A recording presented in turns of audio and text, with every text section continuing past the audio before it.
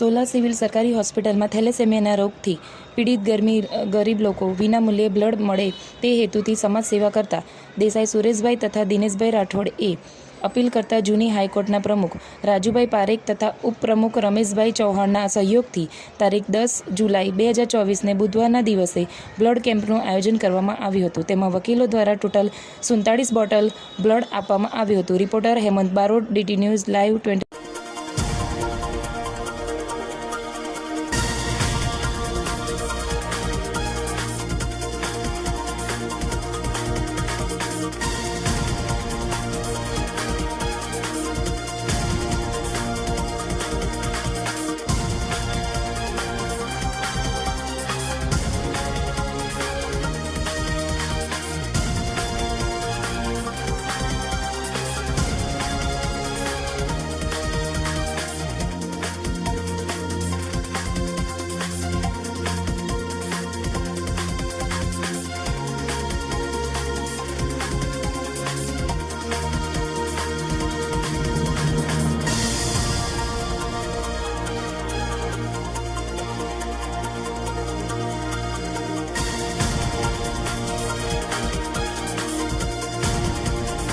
Ahmedabad district બારના vice president RP Chauhan આજરોજ Sola civil અમદાવાદની ટીમ તથા અમારી ડિસ્ટ્રિક્ટ બારના સહયોગથી બ્લડ ડોનેશન કેમ્પનું આયોજન કરેલ છે અને અમારા બારના તમામ વકીલોએ સારો સહયોગ આપ્યો છે અને સારું ડોનેટ કરેલ છે.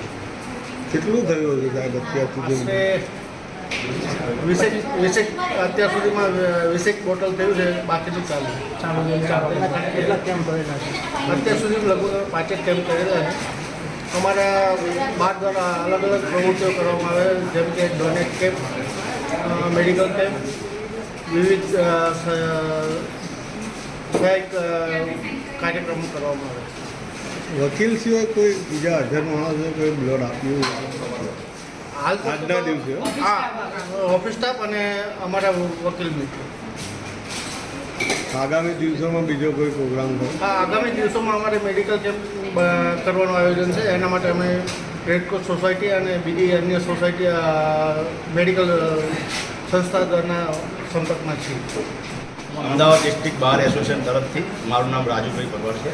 હું અમદાવાદ ડિસ્ટ્રિક્ટમાં ટીચર અને અમારા બાર એસોસિએશન તરફથી આ એક બ્લડ ડોનેશનનો એક કાર્યક્રમ કર્યો હતો. એમાં કર્મચારી અને બહારના વકીલ મિત્રો દ્વારા જે ભાગ લેવામાં આવ્યો છે. એમાં લગભગ અત્યાર સુધી 25ની જેવી આપણે બોટલો થઈ ગઈ છે અને આવતા સમયમાં બીજા જે પેથોલોજી તરફથી જે આપણે મેડિકલના બોડી ચેકઅપના આખા બધા રિપોર્ટોની કાર્યક્રમ કરવાનો છે.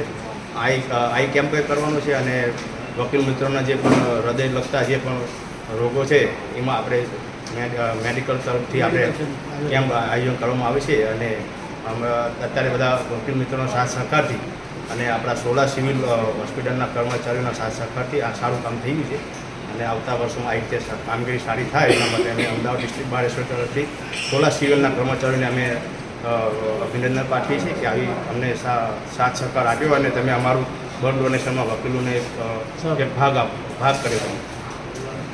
આમાંથી કોઈ સરકારશ્રી તરફથી કોઈ સહાય એવું કંઈ? ના, એટલે અમદાવાદ ડિસ્ટ્રિક્ટ બાર તરફના વકીલ મિત્રો અને અમદાવાદ કોર્ટના સ્ટાફ કર્મચારીઓ થ્રી જ આ ભાગ કરવામાં આવ્યો છે. બીજા કોઈ સરકાર તરફથી કોઈ નથી.